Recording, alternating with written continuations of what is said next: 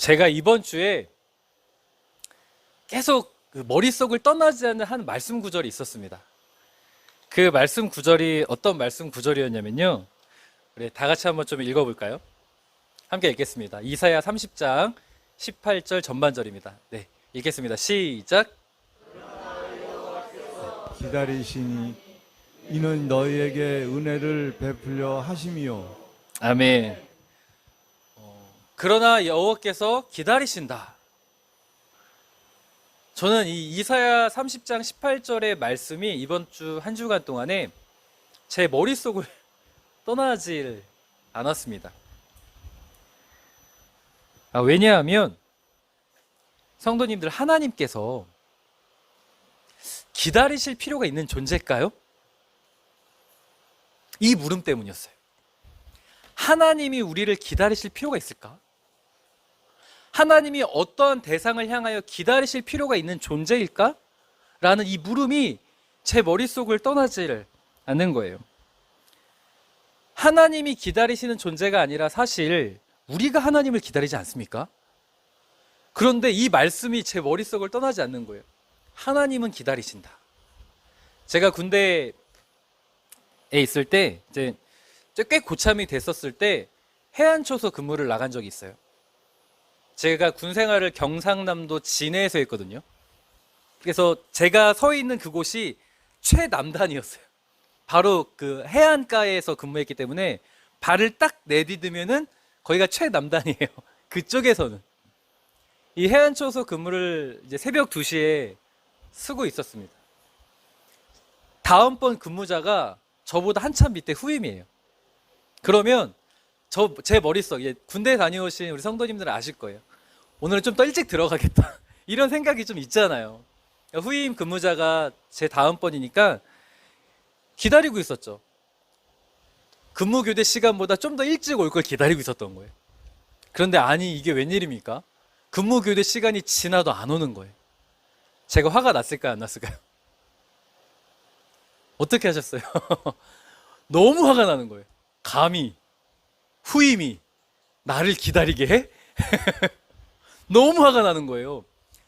한 10분 정도 지났어요. 근무 교대 시간보다 10분 정도 지났는데 저 멀리서 후임이 옵니다. 제가 뭐라고 했을까요? 어떻게 하셨어요? 빨랑 안 튀어와! 막 제가 소리 질렀어요. 빨랑 튀어와! 좋게 말할 수가 없어요. 감히 후임이 빨랑 튀어와! 막 뛰어오고 난리 났죠. 제가 오자마자 어떻게 했을까요? 아니요. 그냥 그 총 뒷판으로 하이바를 때려버렸습니다. 이렇게. 이놈의 자식이 늦게 오고 난리야. 이따 보자. 너 이따 내무만 가서 보자 하고 씩씩거리면서 돌아왔습니다. 나중에 알고 봤더니 그 불침번이 시간을 잘못해서 늦게 깨운 거예요. 근데 그 불침번이 저보다 선임이에요. 그러니까 이러지도 못하고 저러지도 못했지만 어쨌든 제 화풀이 대상은 제 후임이었습니다.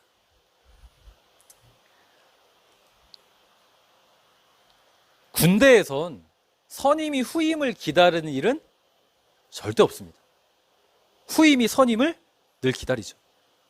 감히 하나님을 군대식으로 표현할 수 없지만 우리가 사는 이 세상에서도 예의잖아요.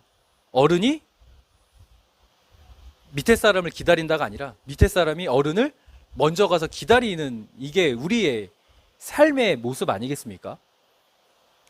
그런데 이 물음이 떠나질 않는 거예요. 하나님은 감히 우리가 상상할 수도 없는 크신 존재인데 하나님이 우리를 기다리신다고? 너무 충격적이었던 거예요. 더욱이 기다리시는 이유가 기가 막힙니다. 이는 너희에게 은혜를 주시기 위해서다. 은혜를 주시기 위해서 기다리신다는 거예요. 전 이 말씀이 이번 주 한 주간 동안 머릿속을 떠나지 않았어요. 그리고 이 말씀이 역설적으로 되짚어 보면 어떤 의미가 되냐면 은혜를 줄 사람이 없어서 기다리신다는 뜻이에요. 하나님께서 지금 기다리신대요. 왜요? 은혜를 베풀려고, 은혜를 베풀 사람을 기다리는데, 이 말을 되짚어서 역설적으로 생각을 해보면 하나님이 은혜를 베풀 사람이 없는 거예요, 지금. 그래서 전 이 말씀이 너무 충격적이었던 거예요. 왜냐하면 우리는 하나님을 기다리고 하나님의 은혜를 원하고 있잖아요. 어떤 내 삶에 문제가 있으면 하나님의 도움을 구하고 하나님의 은혜를 구하잖아요. 그런데 하나님은 갑자기 제가 막 이 수요 기도회를 준비하고 있는데 이 말씀을 주시는 거예요. 우리가 하나님을 부르짖고 있는데 반대로 이 말씀을 주시면서 내가 기다리고 있다는 거예요. 저에겐 굉장히 충격적이었습니다. 다시 말해서 하나님은 우리가 하나님의 은혜를 받을 수 있는 믿음이 될 때까지 어떻게 하신다? 기다리고 계신다는 거예요. 우리는 하나님의 은혜가 나에게 주어지기만을 기다립니다. 그런데 하나님께서 은혜를 주실 만한 사람이 되어야 되겠다라는 생각을 간구하는 거예요. 하나님의 은혜를 내가 원하지만 이건 생각을 못 하는 거예요. 하나님, 기도하죠. 내 삶이 어떠든 상관이 없어. 내가 죄악된 모습이었던, 하나님과 가까이 있지 않던, 내가 힘들고 어려우면 하나님을 찾고 하나님의 은혜를 구해요. 그런데 하나님은 말씀하시는 거예요. 정말 그 은혜를 원한다면 네가 지금 하나님의 은혜를 받을 만한 사람인가 아닌가를 돌아보라는 거예요.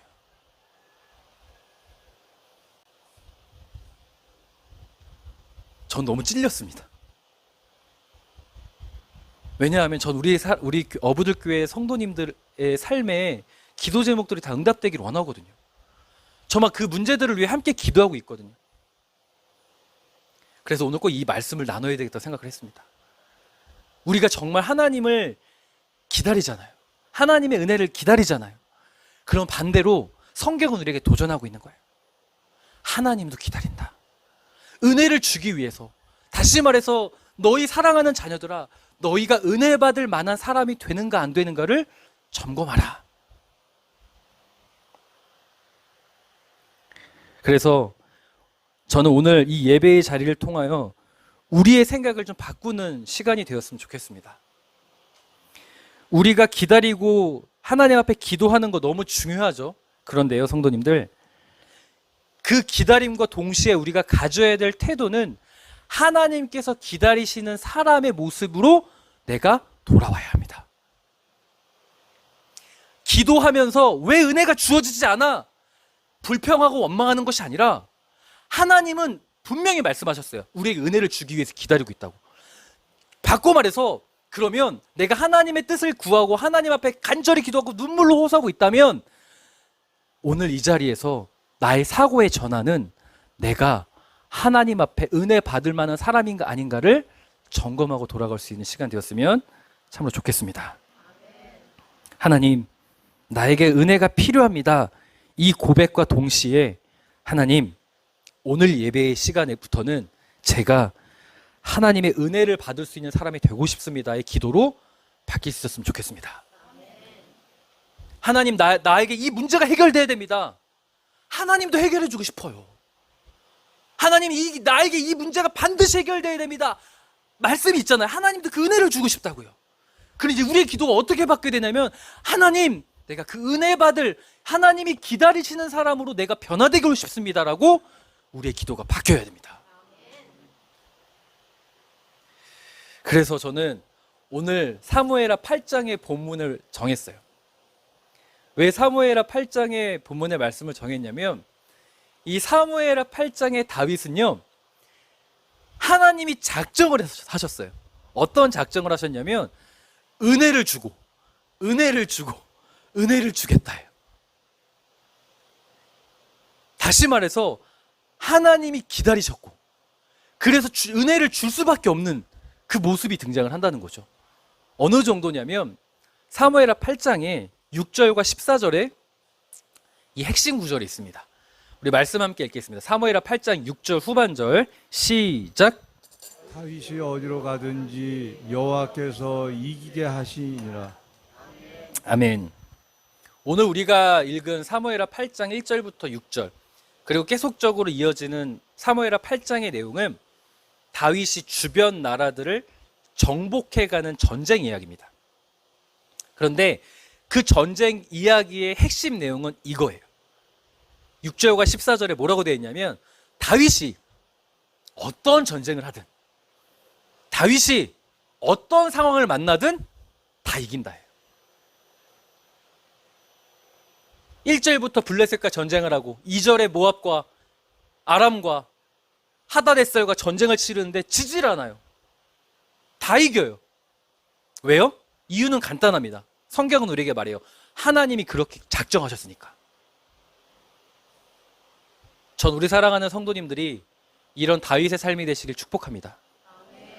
무슨 일을 만나든 어떤 상황을 만나든 하나님이 은혜를 주고 싶어서, 하나님이 은혜를 주기로 작정한 존재가 되시길 주님의 이름으로 축복합니다. 그러려면요, 성도님들, 이사야 30장 18절의 말씀처럼 하나님께서 기다리시는 사람이 되어야 돼요. 내가 하나님 구하잖아요. 그런데 이 구함과 동시에 우리에게 너무 중요한 건, 정말 내가 하나님이 기다리는 사람이 맞는가, 하나님이 나에게 은혜를 줄 만한 사람이 맞는가를 반드시 점검하셔야 됩니다. 나의 삶은 없고, 나의 믿음의 고백은 없고, 나의 신앙적인 태도는 없는데 하나님 달라고만 하면 하나님 주고 싶어도 줄 수가 없어요. 그저 하나님은 기다리고 있는 거예요. 이 사람이 하나님 앞에 합당한 자가 될 때까지 기다리시는 겁니다. 하나님께서 은혜를 주시려고 작정한 내용이 사무엘하 8장에 기록되어 있다고 하지 않았습니까? 그러면 이 다윗이 이 전쟁에서 어떤 모습이었길래 하나님께서 어디를 가든지 이기게 하셨는가? 대체 다윗이 어떤 모습이었길래 하나님께서 기다리신 사람 롤모델이었는가가 이 사무엘하 8장에 자세하게 나타나 있습니다. 저는 이 말씀이 참 부러웠습니다. 어디로 가든지 여호와께서 이기게 하신다. 왜 부러웠냐면, 저는 우리 사랑하는 성도님들의 믿음의 고백이길 원하기 때문입니다. 우리 사랑하는 성도님들의 가정에 이 형통의 은혜가 있었으면 좋겠어요. 우리 사랑하는 성도님들의 삶에, 특별히 자녀들에게 이러한 사무엘하 8장 6절과 14절의 은혜가 있으시길 주님의 이름으로 축복합니다.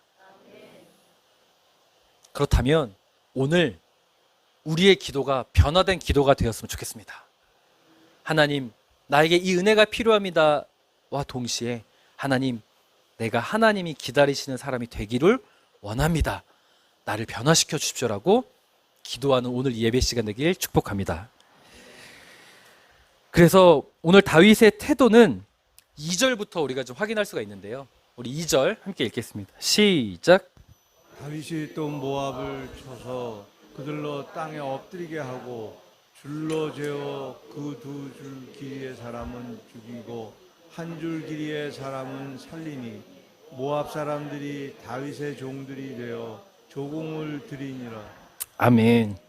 다윗이 1절에 블레셋을 정복합니다. 메대간바를 정복하고, 거기가 이제 가드라고 보는 경향이 있어요. 그래서 블레셋의 주요 거점을 점령을 하고 이어서 모압과 전쟁을 할 때 이 전쟁에서, 다윗의 전쟁에서 독특한 특징들이 나오기 시작합니다. 저는 이 특징들을 보면서 하나님이 기다리시는 사람의 모습이 이런 거구나 라는 걸 좀 깨닫게 되었는데, 그 은혜를 좀 나누려고 해요. 2절을 보면 재미난 특징이 나옵니다. 땅에 엎드리게 해요, 모압 사람들을. 그리고 어떻게 합니까? 줄로 잽니다.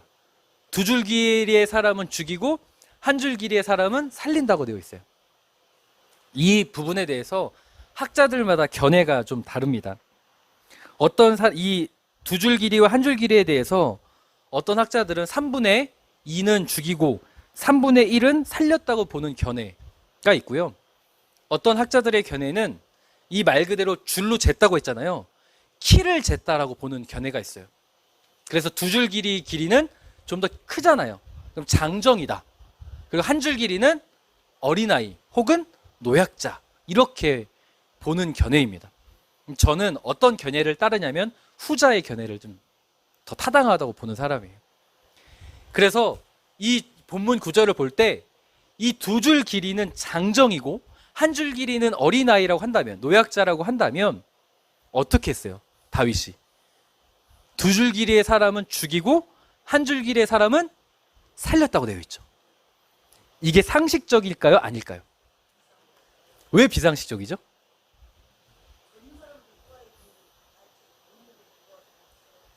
그래요?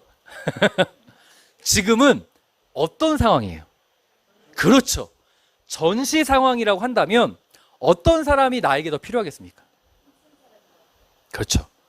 두 줄 길이의 사람이 필요할까요? 한 줄 길이의 사람이 필요할까요? 그렇죠. 두 줄 길이의 사람이 필요한 거예요. 그런데 지금 다윗이 두 줄 길이의 그 장정, 사실 부국강병을 위해서는 그 용병으로 사용하거나 이들을 노예로 부려먹는 것이 훨씬 더 타당합니다. 뿐만 아니라 그 당시 고대의 나라들은 다 이 방식을 사용했어요. 두 줄 길이의 사람, 한 줄 길이의 사람, 노약자는 죽이더라도 어린아이는 살리겠죠. 이런 식으로 자신의 부국강병에 도움이 되는 방법들을 채택했습니다. 특별히 두 줄 길이를 절대 죽일 리가 없어요. 그런데 다윗은 그것을 거스르는 거예요. 그 당시의 세상의 가치관을 완벽하게 거스르고 있습니다. 왜 다윗이 이런 전쟁에서 두 줄 길이의 사람들을 죽이고 한 줄 길이의 사람을 살렸겠습니까? 왜겠습니까? 정답입니다. 다윗의 전쟁은 세상의 방법의 전쟁이 아니었어요. 다윗의 전쟁은 하나님을 믿는 거였습니다. 이 전쟁은 누가 하는 거예요? 그 배짱이 없으면 이 행동을 절대 할 수 있다 없다? 없습니다. 나의 전쟁은 하나님이 함께 하신다는 정말 가슴 깊은 믿음의 고백이 있었기 때문이에요. 그래서 세상적으로 이게 손해보고 세상적으로 이게 말이 안 되고 세상적으로 내가 손해보는 것임에도 너무나 분명함에도 개의치 않는 거예요. 가감이 없어요. 죽입니다. 뿐만 아니라 4절도 함께 읽겠습니다. 시작. 그래서 마병 1700명과 보병 2만 명을 사로잡고 병거 100대의 말만 남기고 다윗이 그 외 병거의 말은 다 발에 힘줄을 끊었더니. 아멘. 이어진 르홉의 아들 소바왕 하다네셀과 또 아람 연합군과의 전쟁을 할 때에 어떻게 됐습니까? 마병 1700명과 보병 2만 명을 사로잡았어요. 근데 병거 100대의 말만 남기고 다윗이 그 외의 병거의 말은 다 발의 힘줄을 끊었답니다. 이게 100대만 남겼다, 뭐 이게 별거 아닌 것 같은데 이게 왜 충격적이냐면요. 평행본문이 역대상 18장 4절을 함께 읽겠습니다. 시작. 다윗이 그에게서 병거 1000대와 기병 7000명과 보병 2만 명을 빼앗고 다윗이 그 병거 100대의 말들만 남기고 그 외 병거의 말은 다 발에 힘줄을 끊었더니. 아멘. 자, 병거 100대만 남겼다고 분명히 사무엘하 8장 4절에 기록되어 있는데 똑같은 내용인 역대상 18장 4절에 평행본문에 원래 빼앗은 병거가 몇 대였대요? 네? 원래 다윗이 빼앗은 병거가 몇 대예요? 1000대예요. 1000대에서 몇 대를 부순 거예요? 네? 1000대에서 몇 대를 부순 거예요, 지금? 그렇죠. 이 산수가 어렵군요. 이 100대가 남았다고 해서 제가 1000대에서 몇 대냐고 물어봤는데, 식은땀이 납니다. 더워서 그런 거겠죠? 900대를 부순 거예요. 성도님들, 제가 예전에 그 드보라 설교를 할 때 사사기에서 사소랑 야빈의 철병거 900대를 이기게 하는 그 다볼산의 전장에 대해 설교했던 기억이 있죠, 성도님들? 있으실 거예요. 있다고 해요. 그 병거가 마치 무엇이라고 했습니까, 제가 이래서 너무나 감사하고 너무나 은혜가 되는 거예요. 이게 설교할 맛이 납니다. 다 까먹어 주셔서.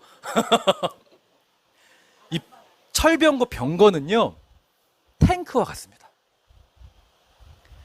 그때 당시에 탱크예요. 장갑차 및 탱크입니다. 성도님들, 지상전을 할 때 탱크가 밀고 오면 방법이 없어요. 탱크의 수가 많으면 많을수록 그 나라의 국방력은, 군사력은 올라가는 거예요. 그게 상식이에요. 병거를 많이 갖고 있는 나라는 감히 대적할 수가 없어요. 그런데 지금 다윗이 어떻게 했습니까? 1000대의 병거를 무려 900대를 부셔버려요. 100대만 남겼다? 미친 짓입니다. 미친 짓이에요. 내 군사력을 스스로 포기하고 있는 거예요. 발의 힘줄을 끊어버렸다? 대체 왜겠습니까? 다윗은 이 전쟁은 하나님이 하신다는 믿음의 고백이 있었습니다. 내가 하는 게 아니라 하나님이 하신다.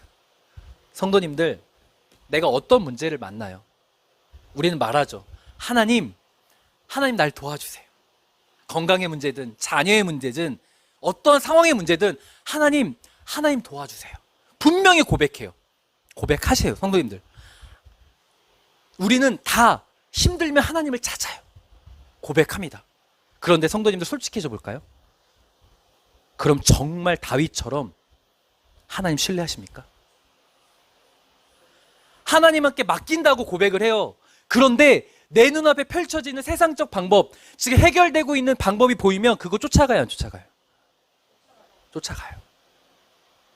하나님 앞에 기도한다고 고백했는데 하나님께서 하시는 방법이 내가 원하는 것과 다른 상황이 펼쳐지면 그 기도는 끝나요. 이어지지 않아요. 다윗을 보세요. 내가 하나님께 맡긴다고 하면 정말 맡기는 거예요. 하나님이 나의 왕이시면 정말 왕이신 거예요.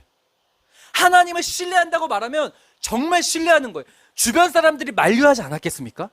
철병거 900대를 부순다? 왕이시여, 이건 말이 안 됩니다. 주변 사람들의 평가와 주변의 어떤 소식과 그것보다 내 마음의 중심에 하나님이 중요한 거예요.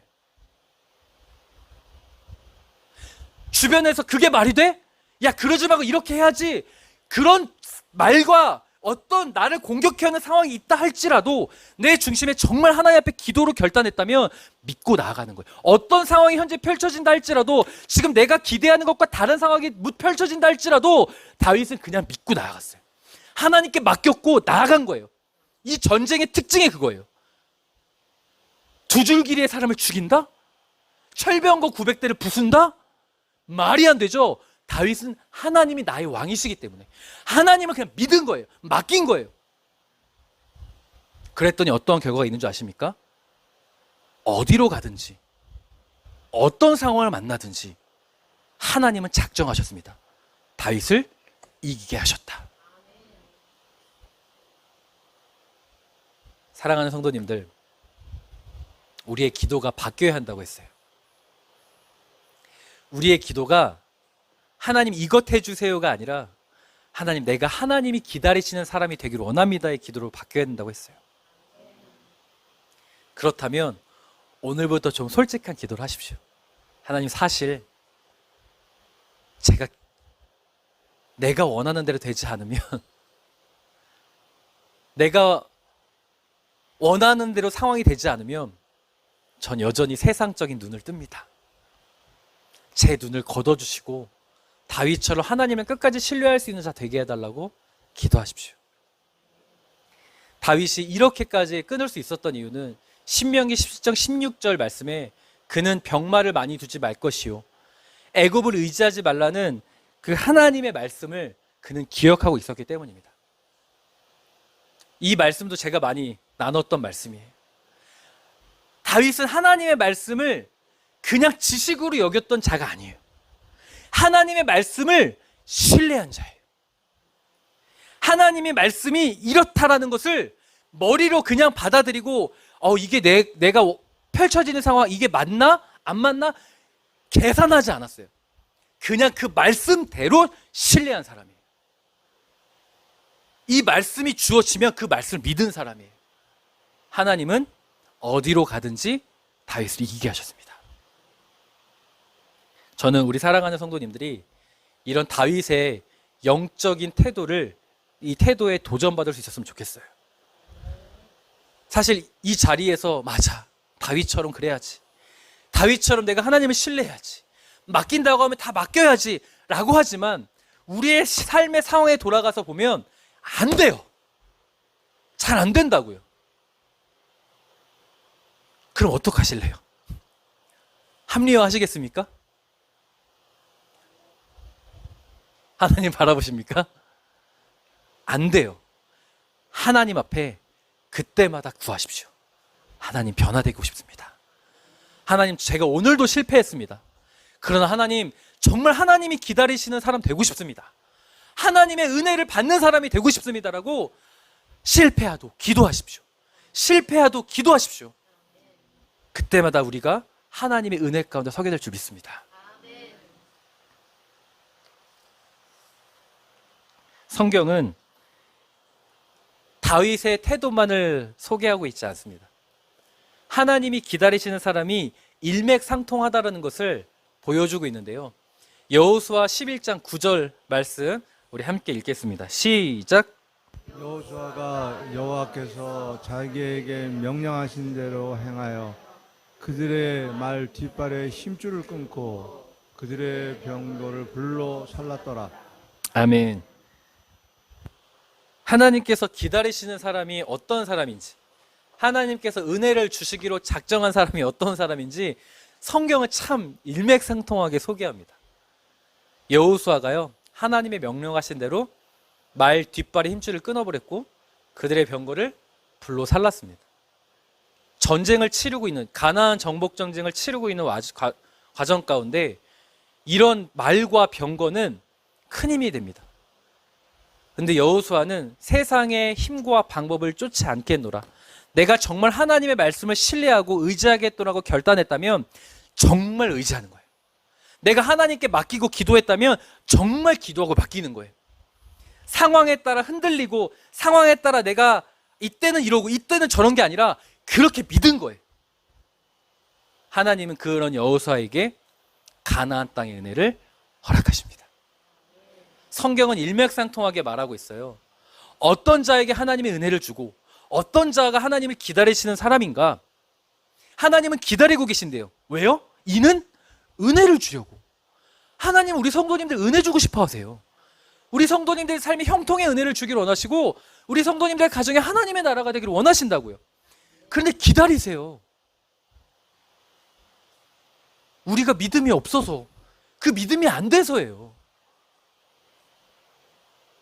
여호수아처럼, 다윗처럼 하나님 앞에 맡기기를 결단했다면 상황에 따라, 세상의 법에 따라, 세상의 가치관에 따라 흔들리는 자들이 아니라 말씀대로 정말 하나님을 신뢰하십시오.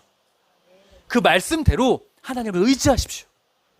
그렇다면 하나님은 어디로 가든지 우리 사랑하는 성도님들을 이기게 하실 줄 믿습니다. 제가 지난주 권영호 성도님하고 권영호 성도님의 미래를 놓고 이제 미래를 놓고 함께 대화할 기회가 있었어요.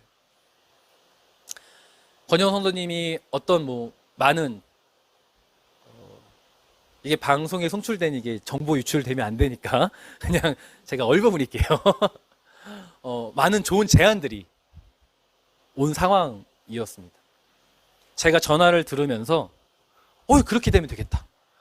저도 잘 모르지만 이야기를 듣다 보니까 그게 맞는 것 같고 그게 좋은 것 같은 거예요. 세상적으로 이게 좋은 것 같다라는 게 우리도 다 어느 정도 경험상 자연적으로 반응이 나와요. 근데 저를 부끄럽게 했습니다. 권영호 성도님이. 다 이야기하고 듣고 나서 제가 이제 그러면 권영호 성도님 이렇게 하십시오라고 말을 하려고 하는데 근데 목사님 한 주간 동안 기도하겠습니다. 부끄러웠어요. 정답을 말하고 있더라고요. 하나님이 기다리시는 사람이구나. 어떤 문제를 만나든 하나님께 맡기고 싶다는 거예요. 지금 너무 제안들이 왔는데 이게 맞는 것 같아요. 이게 맞는 것 같고 본인도 알아요. 권영호 성도님도 이게 맞다라고 머릿속은 생각하고 있어요. 그런데 기도하겠대요. 난 하나님께 나의 길을 하나님께 맡겼고 하나님이 나와 함께함을 믿기 때문에 나는 멈추라면 멈추고 가라면 가겠다고 고백하더라고요. 저는 권용호 성도님에게 사무엘하 8장 6절과 14절에 어디로 가든지 이기게 하시는 다윗의 은혜가 임하게 될 줄 믿습니다. 우리 사랑하는 성도님들에게 우리 함께 권용호 성도처럼, 제가 부끄러웠댔잖아요, 그런 용기를 닮아갈 수 있었으면 좋겠습니다. 어떤 문제를 만나든 우리 하나님께 맡기기를 결단했다면 우리 그렇게 맡깁시다. 어떤 상황에 세상적으로 이야기에 현혹되고 그게 맞지 끌려가는 존재가 아니라, 세상적인 거에 끌려가는 존재가 아니라 하나님의 말씀에 끌려가는 우리가 되기로 결단했으면 좋겠습니다. 그럴 때 하나님은 어디로 가든지 이기게 하신다. 그 말씀을 꼭 기억하고 돌아가는 오늘이었으면 좋겠습니다.